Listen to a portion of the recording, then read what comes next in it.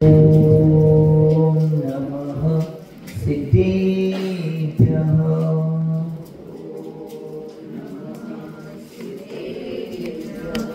ओम नमः सिद्धेभ्यः।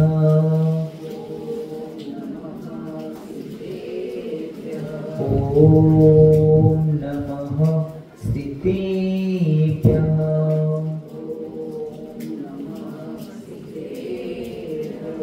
नमः श्रीवर्धमानाय निर्धूतकलिलात्मने सालोकानां त्रिलोकानां यद्विद्यादर्पणायते यद्विद्यादर्पणायते यद्विद्यादर्पणायते।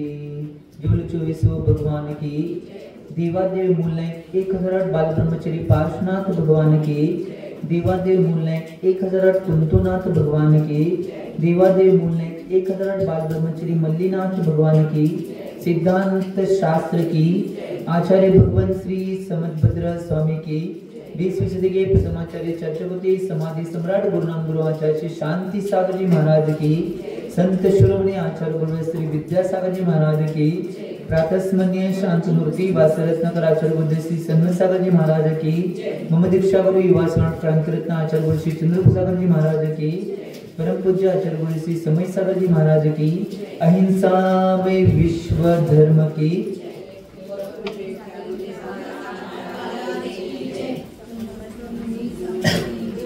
भव्य जी हो। आचार्य भगवान समदभद्र स्वामीजी रत्नकरंडक श्रावकाच्या माध्यमातून श्रावकांचा आचरण आपल्या समोर प्रस्तुत करत आहेत आणि त्यामध्ये 10 नंबरच्या गाथेची चर्चा आपली चालू आहे। विषयाशा वशातीतो निरारंभ परिग्रह ज्ञान ध्यान तपोरक्तस तपस्वीस प्रशस्ते याचं चिंतन आणि मनन चालू आहे। आणि काल आपण बघितलं होतं की जे 28 मूलगुण आहेत त्या मूलगुणांची चर्चा काल चालू होती आणि त्यातीलच इंद्रिय निरोधाची चर्चा आणि 6 आवश्यकाची चर्चा अजून शिल्लक राहिली होती। त्यामध्ये इंद्रिय निरोधामध्ये पंचेंद्रिय निरोध आचार्य भगवंतांनी सांगितलेले आहेत। त्या पंचेंद्रिय निरोध मध्ये स्पर्शेंद्रिय निरोध आपण बघितला होता, रसनेंद्रिय निरोध आपण बघितला होता, घ्राणेंद्रिय निरोध बघितला होता, चक्षुइंद्रिय निरोध याचे विषय आपण चालू होता काल। त्यामध्ये आचार्य भगवंतांनी काळा पिवळा निळा लाल पांढरा याच्या विषयामध्ये राग द्वेष भाव न करणे याला चक्षुइंद्रिय निरोध म्हणतात। त्यात कुठलेही राग भाव करायचे नाही, ठीक आहे, सहजगती सगळ्या गोष्टी स्वीकारायच्या आणि त्यामध्ये समता परिणाम ठेवायचे याला आचार्य भगवंतांनी चक्षुइंद्रिय निरोध म्हटलेला आहे। आणि त्याच्या पुढे जाऊन श्रोत्रेंद्रिय निरोध किंवा कर्णेंद्रिय निरोध हे शेवटचं आहे। त्यामध्ये मधुर स्वर असेल, गायन असेल, वीणावादन असेल इत्यादी ऐकून राग करायचं नाही आणि कठोर आणि कर्कश मर्मभेदी ऐकल्यानंतर द्वेष करायचं नाही हे सांगितलंय। काय सांगितलंय? जर चांगलं ऐकायला असलं तर त्याच्यावर राग करायचं नाही आणि कटू कर्कश आणि मर्मभेदी तुमच्याविषयी काहीतरी टीका टिप्पणी असेल आणि तसं ऐकायला मिळालं तर त्यावेळी द्वेष करायचं नाही। ही गोष्ट लक्षात घ्या। कितीही काय झालं अशा कोणत्या गोष्टी ऐकायला मिळाल्या तर त्यामध्ये समता परिणाम ठेवायच्या ही श्रोत्री इंद्रिय निरोध म्हणलेला आहे। आणि त्याच्या पुढे जाऊन सा रे ग म प धी नि सा हे जे स्वर आहेत त्या स्वरांना सुद्धा ऐकल्यानंतर कोणतेही विकल्प संकल्प करायचे नाहीत, त्यामध्ये सुद्धा समता भाव ठेवायचे याला श्रोत्रेंद्रिय निरोध असं म्हणतात किंवा कर्णेंद्रिय निरोध म्हणतात। आता त्याच्या पुढे जाऊन आचार्य भगवान 6 जे आवश्यक आहेत, जे आवश्यक गुण आहेत त्यांचं चिंतन आपल्या समोर ठेवणार आहेत। त्यामध्ये पहिला आहे ते समता। समता याचं काय?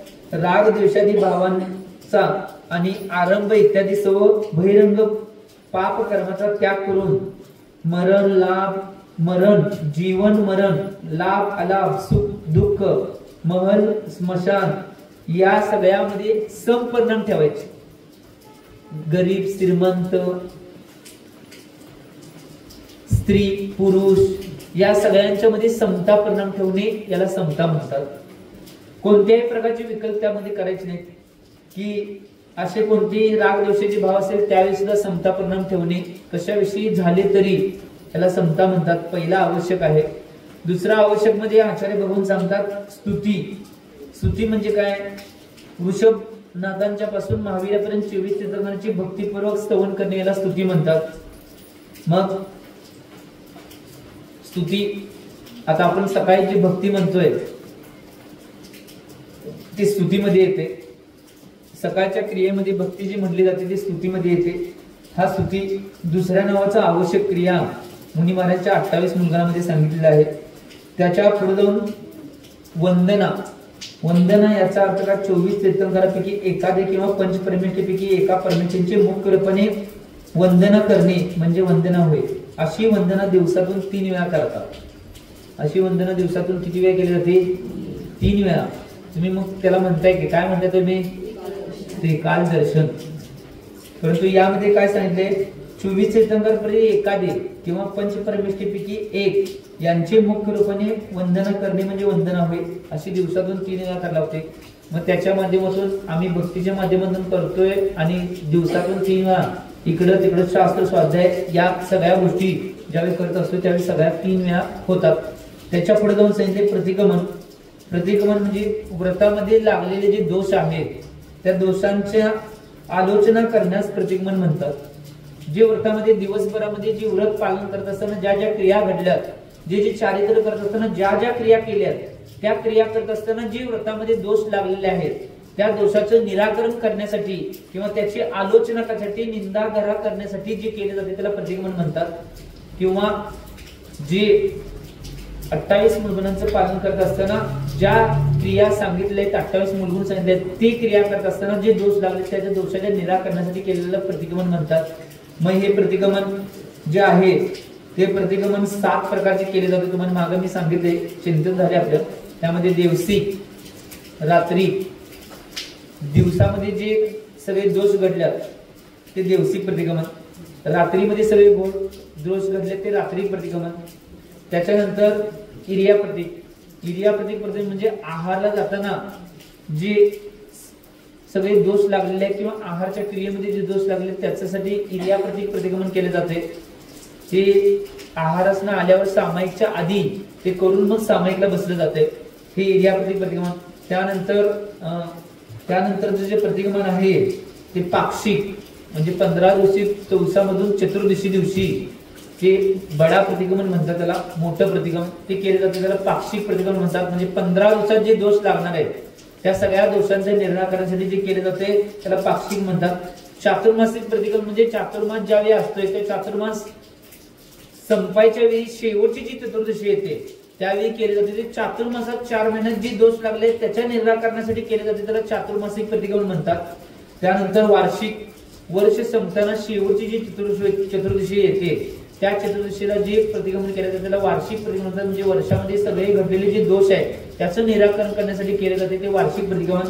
आणि त्याच्यानंतर वार्षिक झाल्यानंतर औतमार्तिक प्रतिगमन. औतमार्तिक प्रतिगमन म्हणजे काय? ज्यावेळी संलेखन घेतल्यानंतर जी शेवटची इयम संलेखनामध्ये उतरलं जाते ती इयम संलेखन करायच्या आधी एक शेवटचं प्रतिगमन जे जीवनातलं शेवटचं प्रतिगमन आहे त्याला औतमार्तिक प्रतिगमन म्हणतात. ही संलेखन घेतल्यानंतर शेवटचं जे प्रतिगमन केलं जाते त्याला औतमार्तिक प्रतिगमन केलं जाते. ते पाक्षिक रूपामध्ये असते आणि त्या पद्धतीने ते केले जाते, याला प्रतिगमन म्हणतात. अशा पद्धतीने 7 प्रकारच्या प्रतिगमनाच्या माध्यमातून जे गुरु महाराज आहेत ते 28 मुलगुणांचं पालन करत असतात. आणि शेवटचं आहे प्रत्याख्यान. प्रत्याख्यान म्हणजे भविष्य काळात दोष न करण्याची प्रतिज्ञा करणे किंवा मर्यादित काळापर्यंत आहार आदींचा त्याग करणे याला प्रत्याख्यान म्हणतात. एक काय म्हणले, भविष्य काळात कोणते दोष लागू नयेत म्हणून प्रतिज्ञा करणे याला सुद्धा प्रत्याख्यान म्हणलेलं आहे. आता काही अशा गोष्टी असतात की त्या भविष्यात होऊ नये म्हणून त्याचं प्रत्याख्यान केलं म्हणजे त्याग केला जातो पूर्णतया, त्याला प्रत्याख्यान म्हणतात. काही गोष्टी अशा असतात की त्या दोषास्पद होऊ नयेत म्हणून त्याचं पालन करण्याचा संकल्प आजन्मपर्यंत घेतला जातोय. म्हणजे माझं जीवन जोपर्यंत चालू आहे तोपर्यंत मी तो नियम पाळणार असा किंवा नियम मी तो त्याग करणार असा आजीवनपर्यंत घेतला जाते, त्याला सुद्धा प्रत्याख्यान म्हणतात.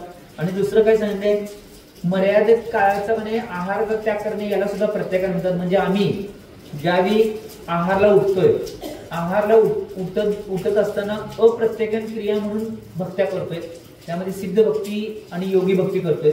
अप्रत्याख्यान म्हणजे काय, मी आहार स्वीकारण्यास जात आहे म्हणून. आणि आहार असणं ज्यावेळी आहार गेल्यानंतर तिथे एक सिद्ध भक्ती केली जाते, तुम्ही बघित आजच्याला ती सिद्ध भक्ती म्हणजे मी परत अप्रत्याख्यान करले, मी आहाराचा आणि परत आहार घेण्याचा संकल्प करतोय. आणि ते आहार झाल्यानंतर ज्यावेळी शुद्धी करून एक सिद्ध भक्ती म्हटली जाते त्यावेळी प्रत्याख्यान केलं जाते. प्रत्याख्यान म्हणजे काय, आता इथनं पुढे उद्या आहाराच्या टायमिंग पर्यंत 4 प्रकारच्या आहाराचा मी त्याग करतो म्हणून त्याला प्रत्याख्यान करणे. परत मंदिरमध्ये एकदा येऊन करणे, परत इर्यापतिक भक्ती म्हणतात त्यावेळी एकदा करणे, असे 3 वेळा ते प्रत्याख्यानची क्रिया केली जाते. हे 3 वेळा प्रत्याख्यानची क्रिया करून या 3 वेळी मी 4 प्रकारच्या उद्याच्या काळापर्यंत आहाराचा त्याग करतो अशी संकल्पना भावना बांधणे याला प्रत्याख्यान, याला सुद्धा म्हणलेलं आहे. तर हे सुद्धा आहे ते या 28 नंबर. त्यांनी 6वा आहे कायोत्सर्ग. कायोत्सर्ग म्हणजे मर्यादित काळापर्यंत शरीरावरील ममत्वाचा त्याग करणे याला कायोत्सर्ग म्हणतात. तुम्ही काय कायोत्सर्ग म्हणताय, 9 वेळा नमोकार मंत्र म्हणणे म्हणजे, परंतु कायोत्सर्ग म्हणजे 9 वेळा नमोकार मंत्र म्हणणे नव्हे. काय उत्सर्ग, काय म्हणजे शरीर, उत्सर्ग म्हणजे शरीरावरील ममत्व त्याग करणे याला उत्सर्ग म्हणतात. काय उत्सर्ग याला कायोत्सर्ग. हा शब्द अवर्णे इवर्णे ओ झालाय. याचा अर्थ काय, संस्कृतचा नियम आहे. हे काय म्हणजे काय म्हणाले म्हणतात, संस्कृतचा नियम म्हणजे काय, याचा अर्थ संस्कृत मध्ये नाही काही शब्द नाही 2 शब्दांची संधी होते की नाही, जोड, ते जोडत असताना शेवटला कुठला शब्द असतो, पहिला कुठला शब्द असतो त्यानुसार काहीतरी अक्षर बनत असते. मी परवा बी सांगितलेलं आठवते का बघा. हे कायोत्सर्ग शब्द काय आणि उत्सर्ग या 2 शब्दापासून आहे. जर शेवटच्या शब्दामध्ये अ असेल आणि पुढं उ असेल तर त्या दोन्हीचा ओ होतोय, उवर्णे ओ, याला म्हणतात कायोत्सर्ग. कायोत्सर्ग काय म्हणलं, कायोत्सर्ग. शेवट मध्ये काय मध्ये अ आहे बघा, य मध्ये अ आहे आणि पुढं उ आहे, त्याचा मिळून काय झाला कायोत्सर्ग म्हणजे ओ तयार झाला. हे असं शब्द तयार होतात. कायोत्सर्ग याचा अर्थ एक गोष्ट लक्षात घ्या, आम्ही फक्त पहिल्या अवस्थेमध्ये आम्हाला कायोत्सर्ग म्हणजे शरीराला ममत्व पूर्णपणे सोडू शकत नाही. म्हणून आम्ही काय करतोय माहिती काय, तोपर्यंत पंचपरमेष्ठींचा सहारा, देवशास्त्र गुरुचा सहारा घेऊन आम्ही नमोकार मंत्र किंवा पंचपरमेष्ठी स्तवन त्या कायोत्सर्गामध्ये म्हणतोय. परंतु कायोत्सर्ग ओरिजिनल म्हणजे काय आहे, शरीराला ममत्व सोडण्याचा प्रत्येक वेळेस संकल्प करणे याला कायोत्सर्ग म्हणतात. भावना करणे, त्यावेळी मी माझ्या शरीराला ममत्व सोडावे अशी भावना करणे याला कायोत्सर्ग म्हणतात. आणि मग त्या 28 मुलांमध्ये परत 7 इतर गुण सांगितले. इतर गुण म्हणजे काय, 7 इतर गुण आहेत. त्यामध्ये पहिला गुण आहे अस्नान. मुनी महाराज कधी स्नान करत नसतात, करतात कधीच करत नाहीत. फक्त शास्त्रानुसार आचार्य भगवंतांनी मूलाचार आचारसार ग्रंथामध्ये एकदा तेवढं त्यांना दंड स्नानची विधी शास्त्रात सांगितली आहे.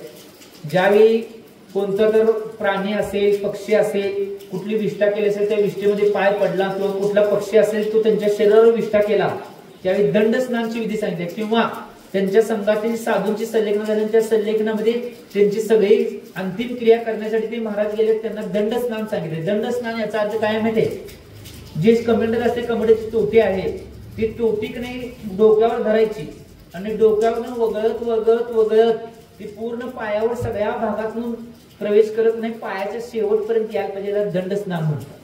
ही दंड स्नान विधी तेवढी मुनी महाराजांनी सांगितल्या. बाकीच्या अस्नान गुणाचं ते पालन करत असतात. जरी वैयावरती केली तर पाण्याने त्यांचं शरीर पुसून काढलं जाईल, परंतु स्नान करण्याची विधी महाराजांना नाही, ही गोष्ट लक्षात घ्या. त्यामुळे दंड स्नान ही एक विधी सांगितली आहे. ज्यावेळी संलेखन होतात किंवा अशी विष्ठाचे प्रसंग किंवा असे कोणतं मलमूत्र याचा स्पर्श, याच्यावेळी दंड स्नानची विधी आचार्य भगवंतांनी मुनी महाराजांना सांगितले. परंतु असा प्रसंग फार कमी येतोय, फक्त कवा प्रसंग येतोय, समाधीच्या वेळी तेवढा प्रसंग येतोय. कारण की मलमूत्र विष्ठा त्यासाठी महाराज दिवसभर कुठं काय बाहेर फिरत नसतात, फक्त ठराविक काळासाठी काही कालावधीसाठी बाहेर पडतात. तो कालावधी असतोय त्यावेळी पशु पक्षी यांचा फिरण्याचा कालावधी कमी असतो, त्यामुळे तो प्रसंग कधी येत नाही. कधी तर एखादी बऱ्याच वर्षातून एखाद्या मुलींना तो कालावधी येतो. सगळ्या मुलींना तो येत नाही, परंतु ती विधी आहे म्हणून तुम्हाला सांगितलं. तुम्ही मग तसं कधीतरी बघितला, तुम्ही भाऊ करताय, महाराजांना अंघोळ केली बघितलंय मी, झालं सगळ्या गावभर.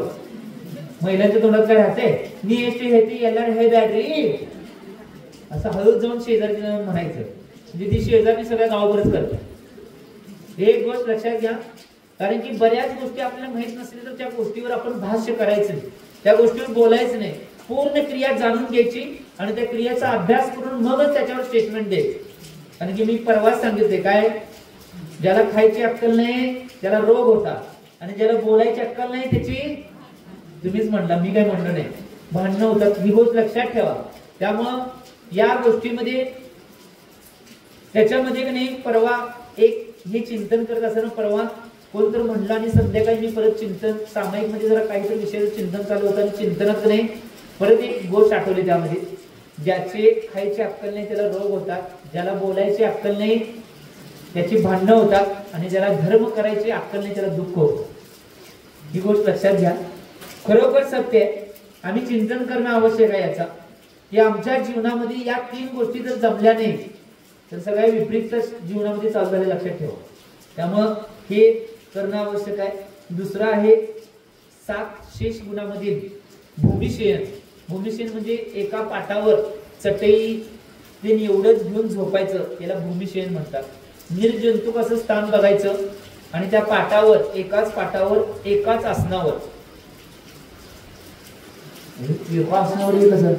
कुशी कुशी एक कुशी एका कुशीवर, महाराजांना असं झोपायला सांगितलं नाही. एका कुशीवर, डाव्या कुशीवर जास्तीत जास्त सगळे महाराज झोपतात बऱ्यापैकी. त्या एका याला भूमिशयन म्हणतात. की भूमिशयनचं सुद्धा ते पालन करतात. का? कारण की जर असं झोपलं तर गाढ झोप लागते. काय म्हणतो, असं जर पालतं झोपलं तर गाढ झोप लागते. एक गोष्ट पालतं झोपलेले 3 नुकसान आहेत. काय सांगायला ऐका, तुम्ही बी झोपत असाल झोपू नका.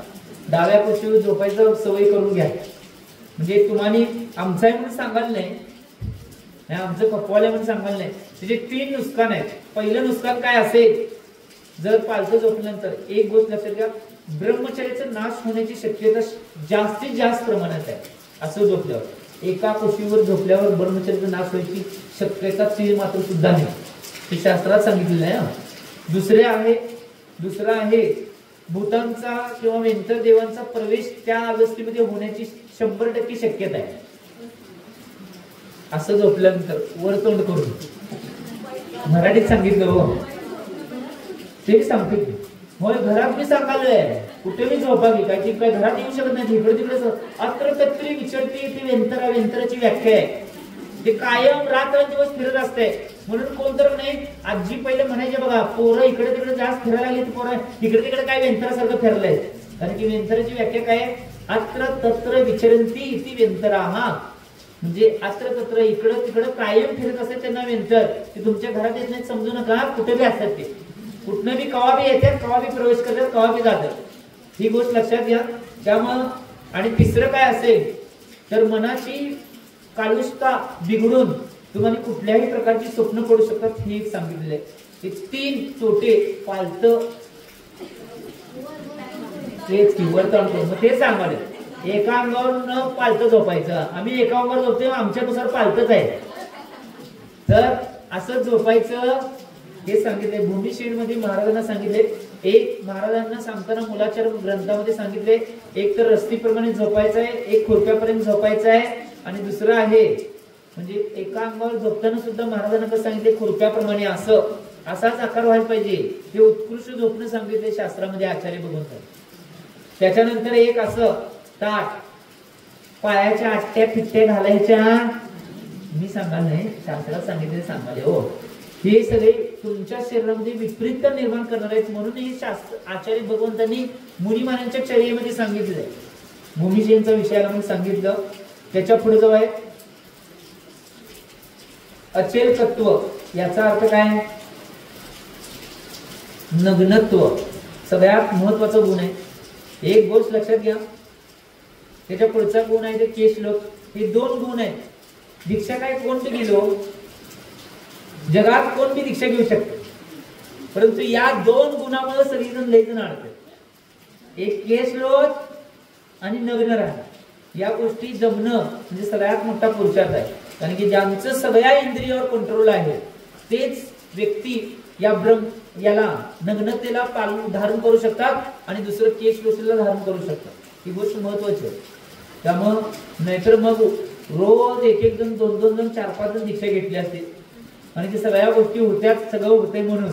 परंतु ह्या 2 गोष्टी अतिशय महत्वाच्या. 7 गुण आहेत ते विशेष 28 गुण जातील. हे जरी 2 गुण कमी झाले तरी सुद्धा एक गोष्ट लक्षात घ्या, नग्नता आहे. कारण की काही नीतिकारांनी काही ठिकाणी म्हणलेलं आहे की नंगे को खुदा भी डरता है. नग्नता एवढं महान आहे बघा. कुठल्याही क्षेत्रात कुठेही झाला आणि कशी विपरीतता निर्माण झाली तर नग्नता एवढी महान आहे. त्या नग्नतेला बघून सगळे कितीही अजय कोण कुठल्याही कोटीचा व्यक्ती असून दे तो तिथं झोपतोय. देशाचे पंतप्रधान राष्ट्रपती असले तरी इथं नग्नतेसमोर त्यांना झुकावं लागतंय. कारण की नग्नता श्रेष्ठ गुण आहे. कारण की सगळ्या इंद्रियांना जिंकून त्याच्यावर सगळ्या इंद्रियांच्यावर कंट्रोल करून आम्ही ते नग्न पूर्ण करणे हा अतिशय मोठा पुरुषार्थ. ही गोष्ट लक्षात म्हणून त्या विशेष गुणामध्ये नग्नता हा गुण ठेवलेला आहे. आणि केस लोच सुद्धा हा विशेष गुण आहे. एक गोष्ट लक्षात घ्या, केस लोच मध्यम, जघन्य आणि उत्कृष्ट रूपात 3 पद्धतीने केले जाते. 2 महिन्याच्या आत करणे हे उत्कृष्ट आहे. आम्ही जगन्मधले आहे पहिला सांगतो, सांगितलं काय भ्यायचं नाही. 2 महिन्याच्या आत करणे हे जघन्य उत्कृष्ट, 3 महिन्याच्या आत करणे मध्यम आणि 4 महिन्याच्या आत करणे हे जघन्य. मी जगन्मधले कायम जगन्मध्ये करतो, स्वीकारणं आवश्यक आहे परंतु करतोय. जघन्य असणे पण करतोय, ही गोष्ट महत्वाची. केस लोच अशा पद्धतीने केले जाते. कारण की का ते उत्कृष्ट मध्यम जगन ठेवले माहिती तुम्हाला. जर 2 महिन्याच्या आतले केस असले तर उपडायला त्रास जास्त होतो. ते लोच करण्यासाठी इतका पुरुषार्थ करायला लागतोय आणि त्रास होतोय. 3 महिन्याच्या आत असेल तर मीडियम त्रास होतो आणि 4 महिन्याच्या असेल तर त्रास कमी होतो. म्हणून त्याला मध्यम, उत्कृष्ट आणि जघन्य ठेवले. ही गोष्ट लक्षात घ्या. त्यामुळे केस लोच एक गुण आहे त्यांचा. त्यानंतर एक भुक्ती. एक भुक्ती म्हणजे एकदाच उभे राहून आहार घेणे. जर एक भुक्ती सांगितली नसती लई जण महाराज झाले. एक भुक्ती म्हणजे एक भुक्ती नुसतं एक भुक्तीमध्ये एक भुक्तीत एकदा जेवण करणे एवढंच आहे. ते बी कसं, सूर्य उगवल्यानंतर 48 मिनिटानंतर आणि सूर्य मावळायच्या आधी 48 मिनिट आधी या सिस्टीमने सांगितले. दुपारी महाराजांनी आहार उठले तर काही दोष नाही. ही गोष्ट लक्षात घ्या. बरेच जण काय करतात, अरे दुपारी महाराज बस गेले. एक गोष्ट लक्षात, काही जर अडचणी असतील, काही कार्यक्रम, संकल्प, विकल्प, काही गोष्टी असतील तर महाराज सकाळचा आहार न घेता दुपारच्या सत्रामध्ये सामायिक नंतर सुद्धा आहार करू शकतात. ही गोष्ट लक्षात घ्या. तुम्हाला माहित असं म्हणून सांगायचं.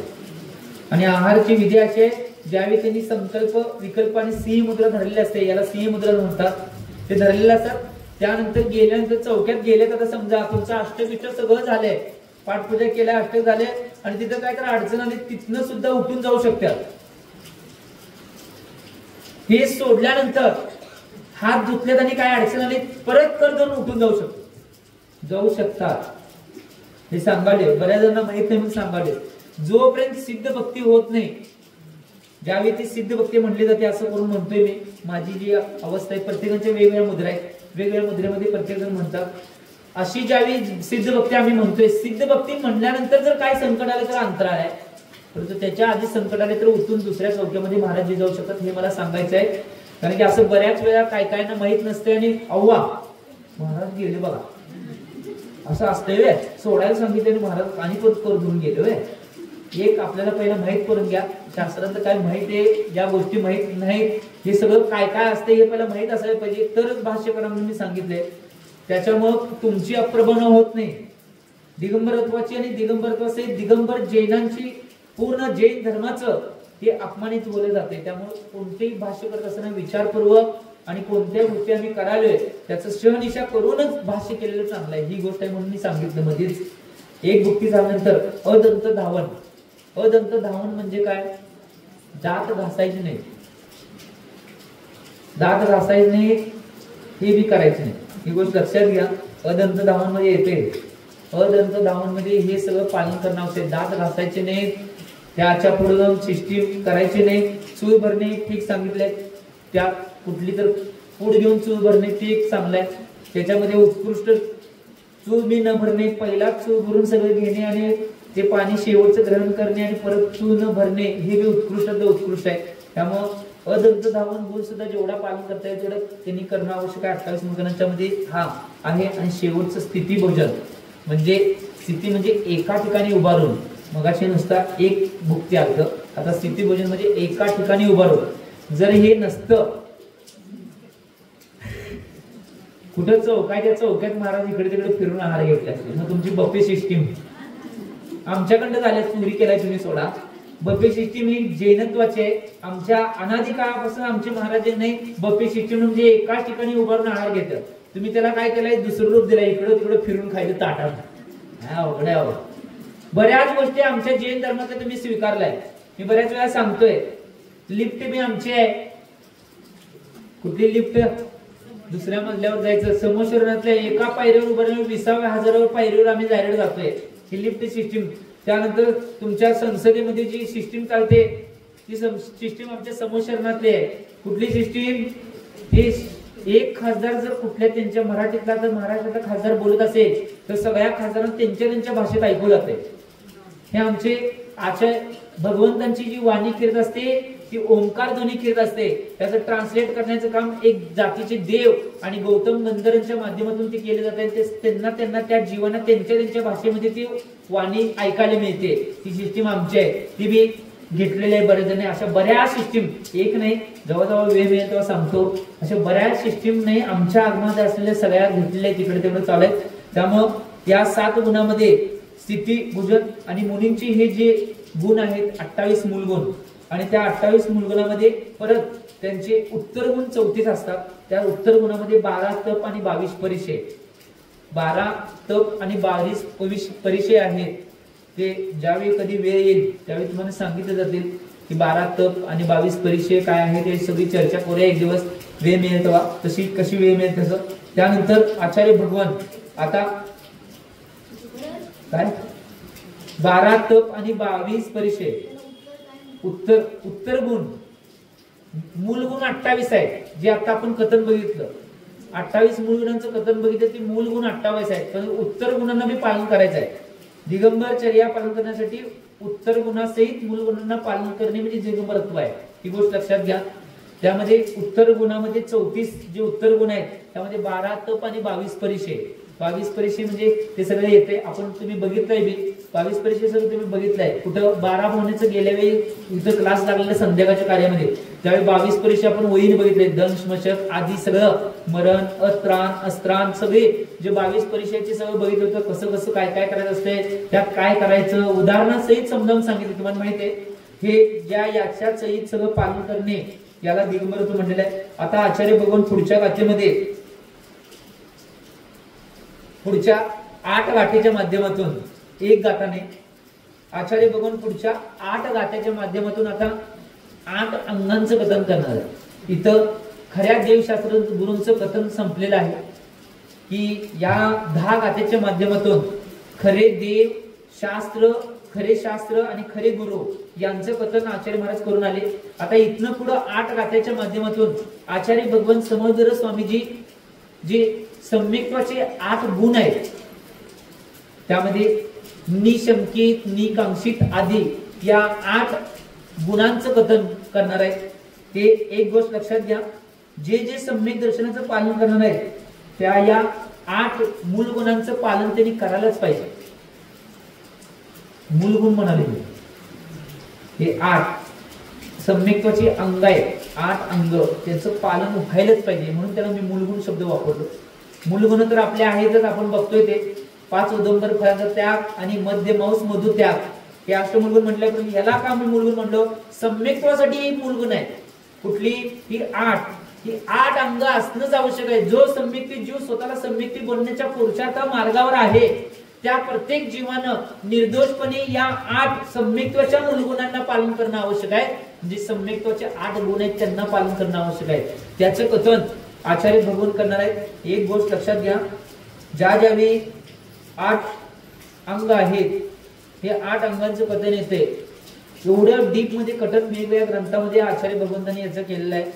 पहिला एक गोष्ट लक्षात घ्या, ही 8 अंग आहेत ती महत्वाची जास्त आहेत, कारण की याचं मूळ करून. आता मला एक सांगा, तुम्ही तुमच्या जीवनामध्ये बघा, काही गोष्टी तुमच्या जीवनामध्ये तुम्ही जगत असताना तुमचं शरीर आहे, ते शरीर सगळ्यात महत्वाचं आहे. तुमचं कोणतेही कार्य पूर्ण करायचं असेल, कोणतीही क्रिया पूर्ण करायची असेल, तर जोपर्यंत शरीराचे सगळे अवयव व्यवस्थित काम करतात तोपर्यंत सगळी कार्य तुम्ही व्यवस्थित रीतीने पार पाडू शकता. या शरीरातला एक जरी अंग निकामी झाला तर तुम्ही सगळ्या 100% कार्यानं पूर्ण करू शकत नाही. तसं सम्यकला 100% पूर्णपणे पालन करायचं असेल तर यातले एक अंग सुद्धा जाता कामा नये. जेवढ्या 8 अंगांना म्हणजे जेवढ्या प्रमाणात 100% देता येईल तेवढं पालन करता येईल तेवढं करण्याचा प्रयत्न करणे ही महत्वाची गोष्ट. काय म्हणलं मी? कळलं? कळलं नाही? कळलं ना का? तर या 8 अंगांचं कथन करणार आहे. पहिला गाथाखंड करूया. 11 नंबरच्या गाथेच्या माध्यमातून निशंकित अंगाचं कथन आपल्या समोर ठेवत आहेत आचार्य भगवान. पहिल्या गाथाखंड करूया. आचार्य महाराजांनी काय सांगितले ते पाहूया.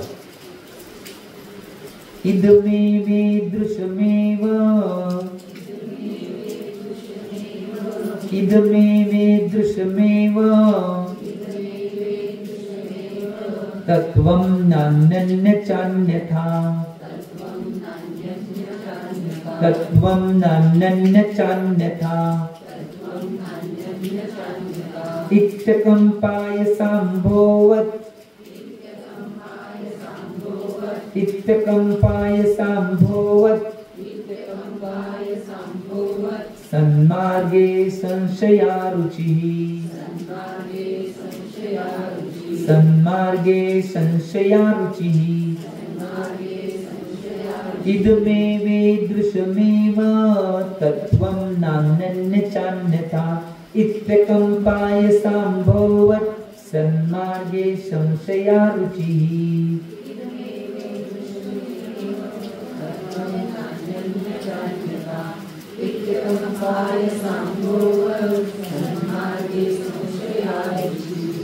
आचार्य भगवान निशंकित अंगाचं स्वरूप सांगताना ही गाथा दिलेली आहे. निशंकित अंग काय असते? निशंकित अंग अतिशय महत्वाचं आहे आणि त्या निशंकित अंगाचं सम्यक दृष्टी जीवन पालन करणं आवश्यक आहे. याच्यासाठी या निशंकित अंगाचं कथन या पहिल्या गाथेच्या माध्यमातून करत आहेत. इदमेव दृश्यमेव तत्वं नान्यन्यचान्यथा इत्यकम्पाय सांभवत् सन्मार्गे संशया रुचिः.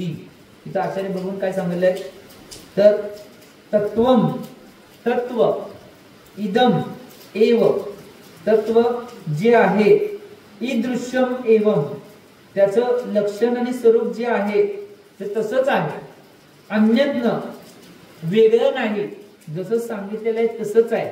त्याच्या पुढे जाऊन काय म्हणतात च अन्यथा न आणि दुसऱ्या प्रकारे सुद्धा होऊ शकत नाही. जे आचार्य भगवंतांनी तत्व सांगितले आहे ते तत्वच आहे, त्या तत्वाचं स्वरूप तसंच आहे आणि दुसऱ्या प्रकारे सुद्धा त्या तत्वाचं स्वरूप होऊ शकत नाही. पुढे काय म्हणतात आणि पुढे म्हणतात इति या प्रकारे सन्मार्ग. सन्मार्ग म्हणजे काय? जे खऱ्या देवशास्त्री सांगितलेला जो रूप मार्ग आहे त्या मार्गावर आय संभवत म्हणजे तलवाराच्या पाण्याच्या समान अकंपा निश्चल रुची. निश्चल म्हणजे कंपायमान न होता स्थिर राहून श्रद्धा ठेवणे याला सम्यक दर्शनाचं असंशया निशंकित अंग म्हणलेलं आहे. ही गोष्ट लक्षात घ्या. एक बघा, आम्ही आमच्या जीवनामध्ये याचं चिंतन करणं आवश्यक आहे. आचार्य भगवंतांनी तत्व हेच आहे, अशाच प्रकारचे आहे, दुसरे होऊ शकत नाही, दुसऱ्या प्रकारचे असू शकत नाही. याप्रमाणे संसार करून जाण्यासाठी सत्पुरुषांना आश्रयभूत खरे देवशास्त्र गुरु याच्या मध्येच मोक्ष मार्ग आहे. त्या मोक्ष मार्गामध्ये तलवारीच्या धारेप्रमाणे पातीप्रमाणे निश्चल श्रद्धा विश्वास ठेवणे याला निशंकित अंग म्हणतात. एक गोष्ट लक्षात, तिथं उदाहरण का दिलेलं आहे?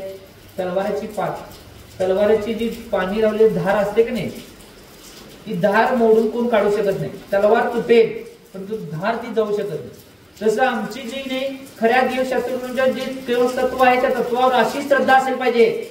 आम्ही मोडलो तर चालेल परंतु आमची श्रद्धा आणि विश्वास मोडणार काय बी होऊन दे, किती बी काय बी होऊन दे, आम्ही काय आमचा प्राण गेला तरी चालेल, काय म्हणालोय, आमचा प्राण गेला तर चालेल, परंतु जी खरे देवशास्त्र आणि तत्वावर श्रद्धा नाही ते श्रद्धा आमचं आम्ही जाऊन देणार नाही. एक गोष्ट लक्षात घ्या, तुमचा प्राण गेला तर एक भाऊ वाया जाईल. काय म्हणलो मी, जर आमचा प्राण गेला तर एक भाऊ वाया जाईल, परंतु आमच्या जवळ जर सम्यक दर्शन निघून गेलं तर भाऊ वाया जाणार. काय म्हणलो मी, भाऊ वाया जाणार, ही गोष्ट लक्षात घ्या. त्यामुळे प्राण गेला तर चालेल, परंतु माझी जी जिन धर्मावर आणि खऱ्या देवशास्त्रांच्या तत्वावर जी श्रद्धा नाही ती श्रद्धा मी 3 काळ कधी सोडणार नाही, असा संकल्प बांधणे याला निशंकित अंग म्हणतात. काही झाले तर सोडता कामा नये. एक गोष्ट लक्षात घ्या, किती काय झालं तर याला आम्ही 3 काळामध्ये कधीही सोडता कामा नये, याच्यापासून कधीही बाजूला जाता कामा नये. बघा, चेलना राणीचं उदाहरण यामध्ये येते, तुम्हाला माहित बी असेल, परंतु मी दुसरे साधारण सत्य घडलेली कथा एक उदाहरण देतो. तुम्ही बऱ्याच जणांचं दुसऱ्याच्या माध्यमातून हे उदाहरण ऐकलं असेल, दुसरी व्याख्यात्याच्या माध्यमातून ऐकलं असेल, परंतु ही सत्य घडलेली कथा, जे मासिकचं नाव सोलापूरने एक मासिक प्रकाशित होते, त्या मासिकामध्ये हे उदाहरण आलं होतं. महावीर शास्त्री, जैन शास्त्री किंवा महावीर प्रभाकर शास्त्री यांच्या माध्यमातून एक मासिक चालते. विद्यानंदी महाराजांचा आशीर्वाद होता.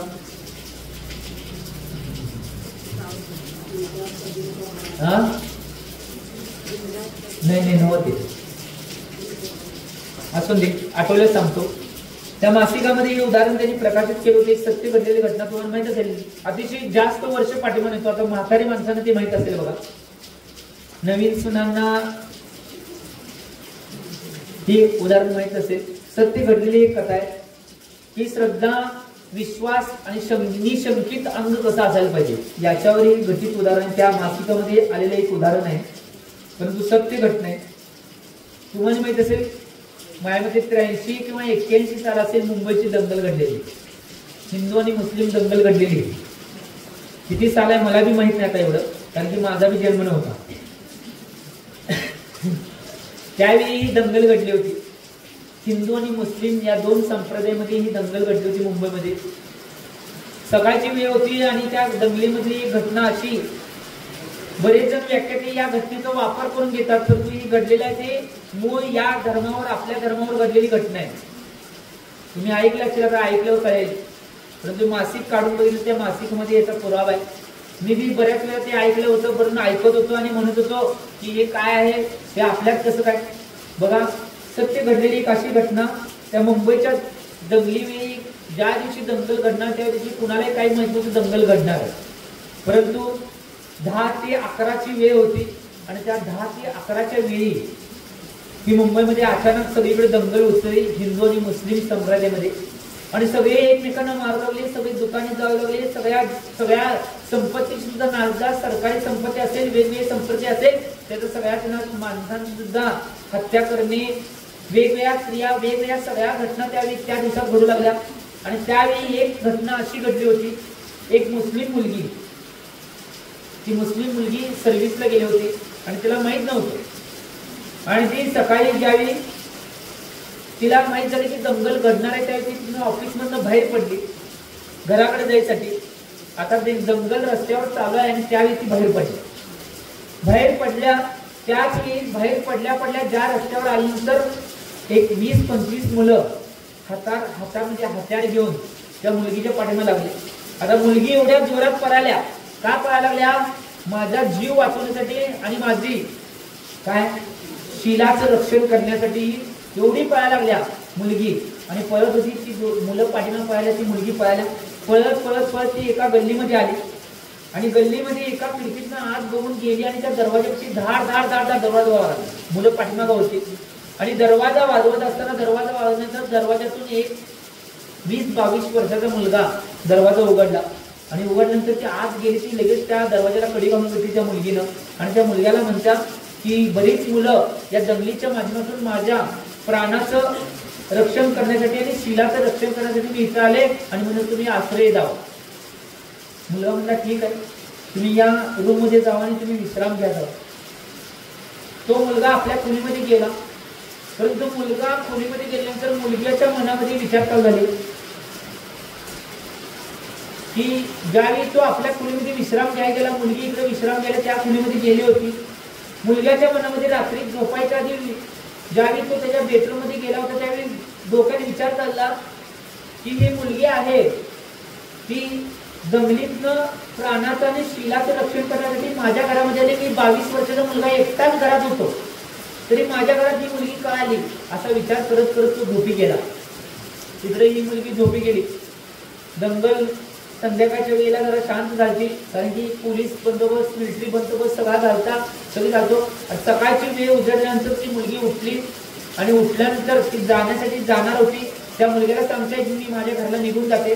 त्यावेळी तो मुलगा धाडस करतोय आणि त्या मुलग्याला म्हणतोय की मला एक सांगा, ज्यावेळी संध्याकाळच्या वेळेला तुम्ही दंगल होती तुमच्या प्राणाचं आणि शीलाचं रक्षण करण्यासाठी माझ्या घरामध्ये प्रवेश केला, मी 22 वर्षाचा मुलगा इथे एकटाच होतो, तरी सुद्धा तुम्ही माझ्याच घरामध्ये प्रवेश का केला?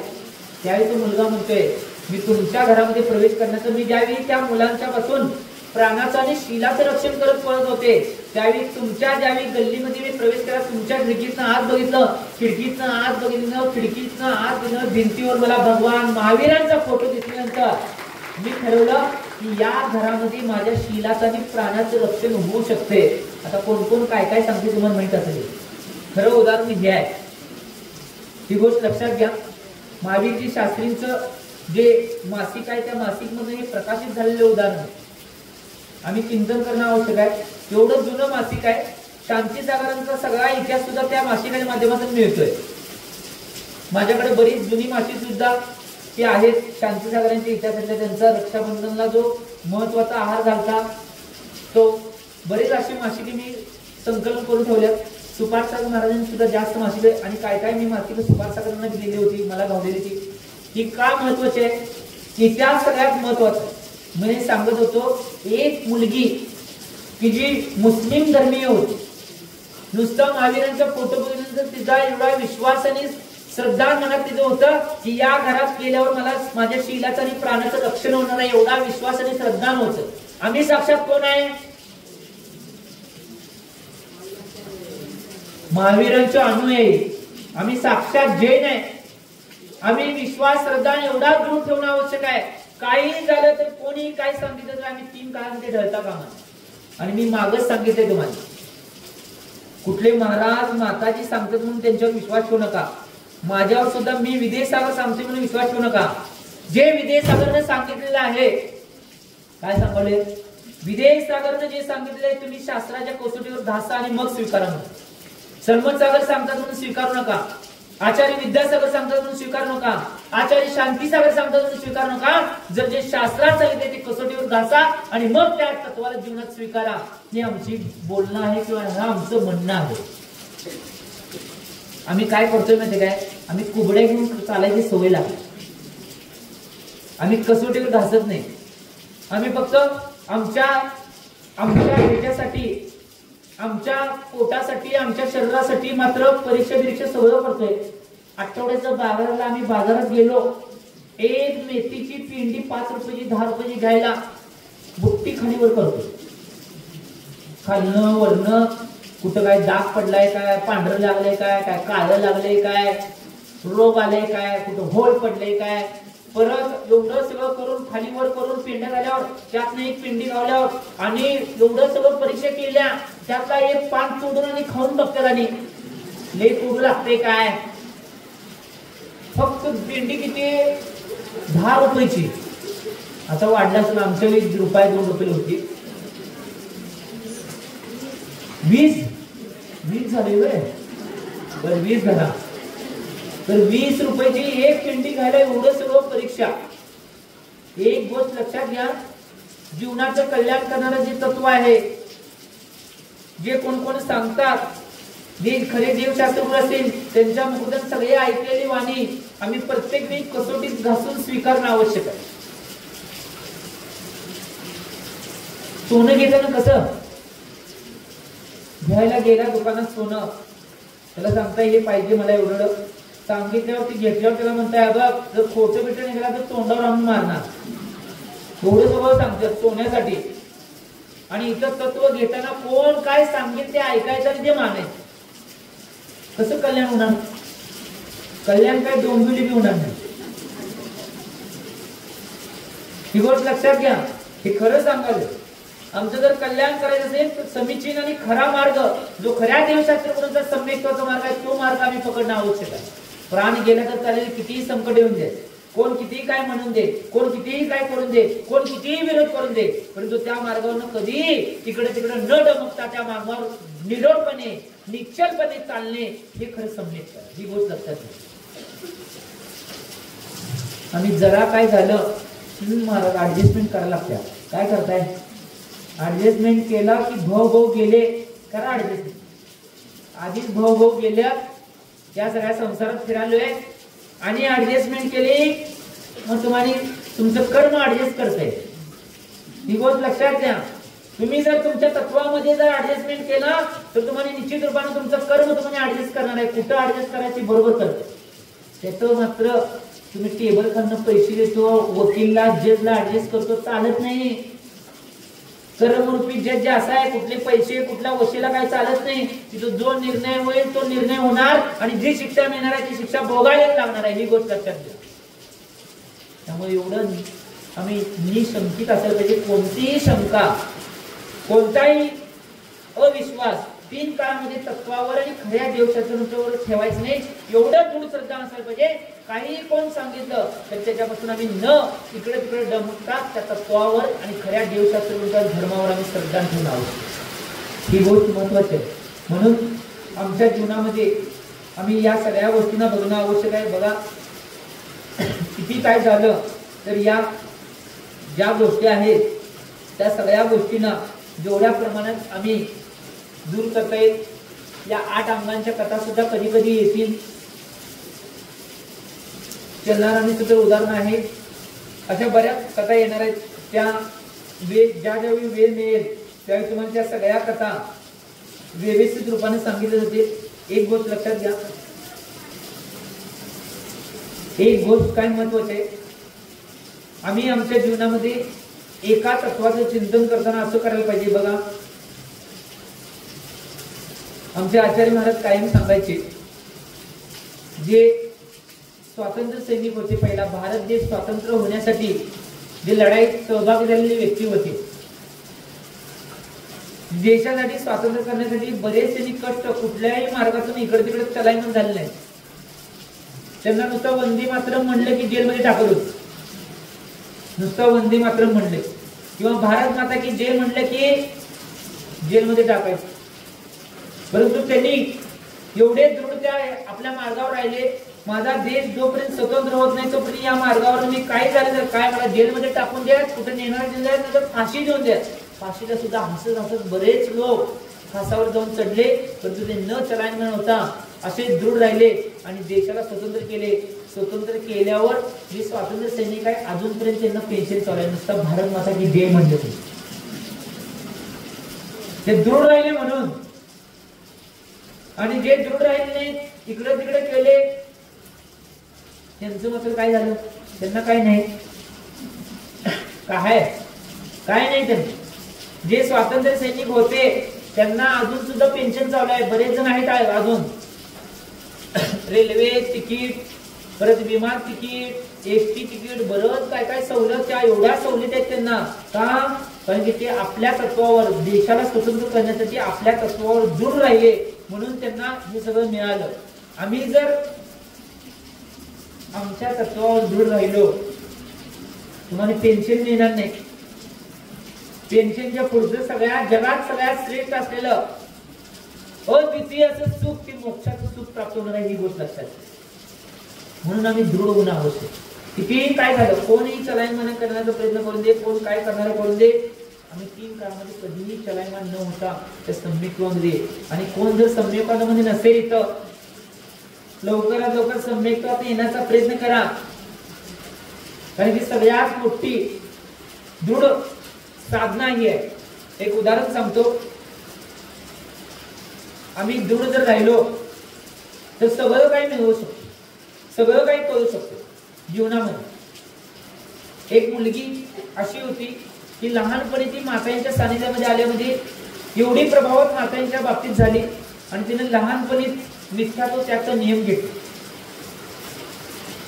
मिथ्यात्वाचा नियम घेतल्यानंतर ज्यावेळी ती जीवन जगत जगत मोठी झाली, आता मोठी झाल्यानंतर प्रपंच विज्ञान सगळ्या गोष्टी असतात, त्या मोठी झाल्यानंतर घरातल्याने लग्नाचा निर्णय घेतला, लग्न करायचं म्हणून।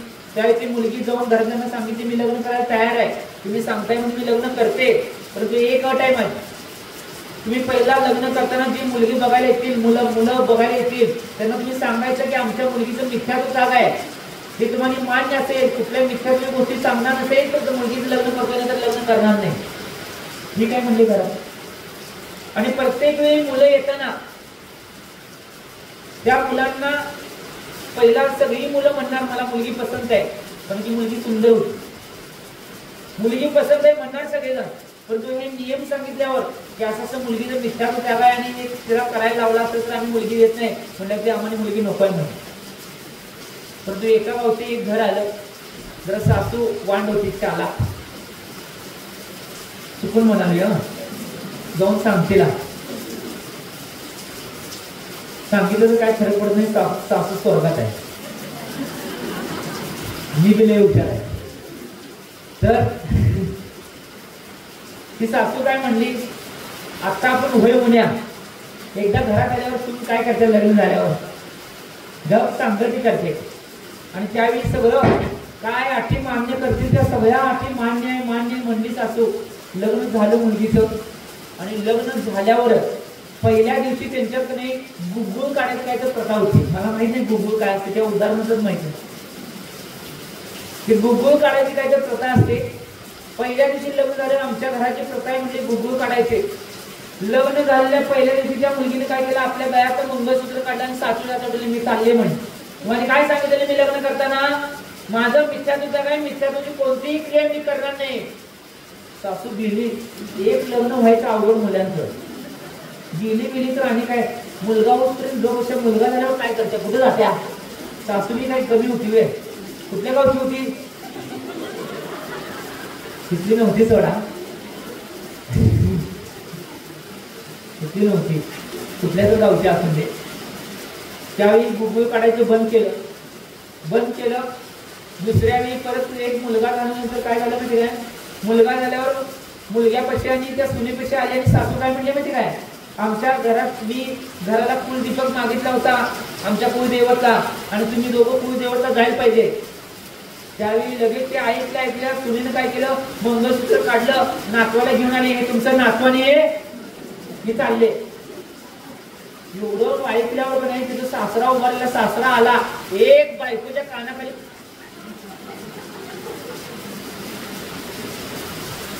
आणि सांगितलं इथनं पुढं आजपासून घरामध्ये कोणी मिथ्यात्वाची कोणतीही क्रिया करणार, पूर्ण घरामध्ये जेवढा परिवार आहे तो सगळा पूर्णपणे मिथ्यात्वाचा त्याग करणार, सम्यक सगळे पालन करणार। ती मुलगी कोण असेल, तिला फळ काय मिळालं असेल तर ती मुलगी आता विद्यमान गण्यआरिका 105 श्रीमती माताजी माणगावमध्ये चातुर्मास चालू आहे। सुमंगला हेरवाडे त्या मुलगीचं नाव। त्या मुलगीने हा निर्णय घेतला, एवढी दूर ती तत्वामध्ये राहिली, पुन्हा आज गण्यआरिका बनल्या। आम्ही जीवनामध्ये चिंतन नाही, कुठलेही काही संकट आलं, धर्माच्या कोणत्याही बाबतीतून आम्ही कधीही इकडे तिकडे होता कामा नये। खरे देवशास्त्र आणि सम्यक्त्व याच्यावर एवढी दूर श्रद्धा ठेवणं आवश्यक आहे, काही झालं तर त्यापासून बाजूला जाता कामा नये। आणि जरा काय झालं अव्वा लगेच बाजूला, कोण काय म्हणलं असं ते काय होते गड अर्जेस करतोय म्हणून कधी तर घरात भांडणं होऊन द्या, बाकीच्यासाठी तुम्ही भांडणं करा, ठीक आहे ते तुमचं, परंतु कधी तर घरात यासाठी भांडण होते, धर्म पालन करण्यासाठी किंवा देवशास्त्र गिरो यांना मानण्यासाठी कसं भांडणं होते। ग्रामपंचायतीमध्ये गेले तर मिटवायला सांगतो, यासाठी कधी केलंय भांडणं कशासाठी, सोनं घ्या, साड्या घ्या, अमुक पाहिजे तमुक पाहिजे, यासाठी भांडताय। कधी सांगितलंय धर्म करायसाठी, धर्माच्या क्रिया करायसाठी धर्म पालन करण्यासाठी जर आम्ही काटेकोर दृढ आमच्या तत्वामध्ये आणि आमच्या जीवशास्त्र गुरु आणि धर्मामध्ये राहिलो तर पूर्ण घराला चेंज करण्याची शक्ती तुमच्यामध्ये आहे. काय म्हणलो मी? पूर्ण घराला चेंज करण्याची शक्ती तुमच्यामध्ये आहे. ही गोष्ट लक्षात घ्या. एक स्त्री म्हणून त्या स्त्रीला म्हणे दोन्ही घराचा प्रकाश म्हणलंय. दोन्ही घरांची पंथी ती जसं उंबऱ्यावर ठेवलेली पंथी असते ती उंबऱ्याच्या आत आणि उंबऱ्याच्या बाहेर प्रकाश पाडते, तसं जी मुलगी आहे ती मुलगी दोन्ही घरांचा दीपक आहे. म्हणजे या घरात सुद्धा प्रकाश पाडत असते जर धार्मिक असली तर, नाहीतर अंधार. या घरात दिलेल्या घरात मी मग प्रकाश पाडते, नाहीतर अंधार. तुम्ही काय पंक्ती आहे काय काय माहित?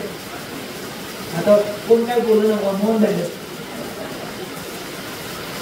एक गोष्ट लक्षात घ्या, काही झालं तर आम्ही या कुठल्याही तत्वातून कुठेही दूर होता कामा नये. जेवढं तत्व दृढ पालन करेल, जेवढं सम्यक दृढ पालन करेल, तेवढं निशंकित अंगाचं पालन होणार आहे. कोणत्याही प्रकारची शंका. मग तुम्ही म्हणतेला महाराज आम्ही जी शंका पेटीमध्ये शंका टाकणार आहे, शंका विचारतोय, त्या सगळ्या शंका मग त्याच्याबद्दल काय?